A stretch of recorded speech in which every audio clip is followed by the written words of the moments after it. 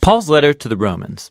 Check out the first video where we explored who Paul was, why he wrote this letter, and where we trace the core ideas of chapters 1 through 4. That all humanity is hopelessly trapped in sin and needs to be rescued.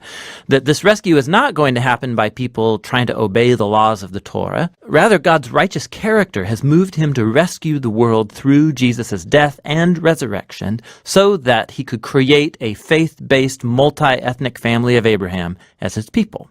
Now, in the remaining three movements of the humanity that God is creating through Jesus and the Spirit.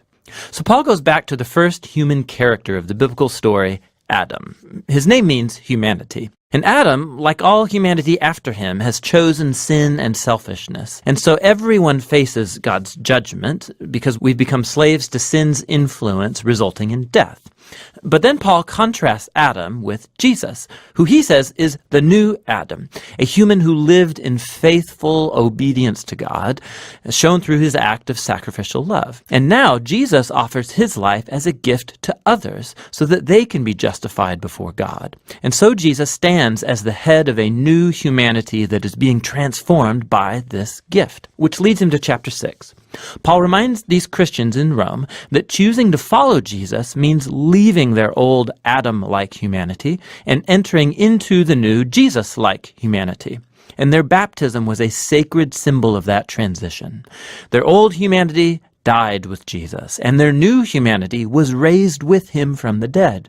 So when a person trusts in Jesus, their life becomes joined to his life. What's true of him is now true of them. It's when people accept their identity as Jesus-like humans that they are liberated to become the wholehearted humans who can truly love God and their neighbor. Solution has arrived in Jesus and the Spirit. And here's how. The commands of the Torah acted like a magnifying glass. It focused the problem of the human condition into one place, the people of Israel. But now Israel's representative, Jesus the Messiah, has paid for and dealt with all of that sin through his death and his resurrection. And now Jesus has released his Spirit into his new family to transform their hearts so that they can truly fulfill the call of all the Torah's commands to love God and neighbor. And there's more. God's renewal of human beings is the first step of his larger mission to rescue and renew all of creation, making it a place where his love gets the final word. Chapters 12 through 16. But remember the big picture. Because of their faith in Jesus, Jews and Gentiles are now together Abraham's family, that new humanity that's being transformed by God's Spirit. And so, this is how God's fulfilling his ancient promises. Therefore, the only reasonable response is for these Jews and non-Jewish Christians to be unified as the church. In chapters 12 to 13, he shows that this unity will come from a commitment to love and forgive each other. Love will look like everybody using their diverse gifts and talents to serve one another in the church. And it will also mean humility and forgiveness. When these different ethnic groups and cultures come together in Jesus, conflict is inevitable, and it can only be overcome through the hard work of forgiveness and reconciliation. This is how they will show the greatest of Christian virtues, love, which fulfills the Torah's greatest commands to love God and love your neighbor as yourself.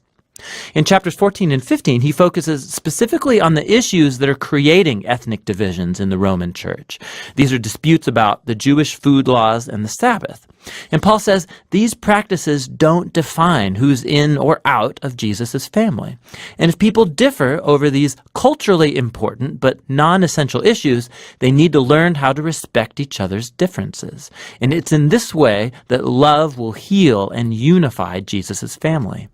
Paul closes the letter by first commending Phoebe, who's a key leader in the church of Cenchreae. She had the honor of carrying and perhaps even reading this letter aloud to the Roman churches for the first time. Paul then concludes by greeting all the people that he hasn't seen for a long time, and that's the end. Whoa. You can see better now how all the pieces of this letter fit together and show what a profound masterpiece it truly is. That's what the letter to the Romans is all about.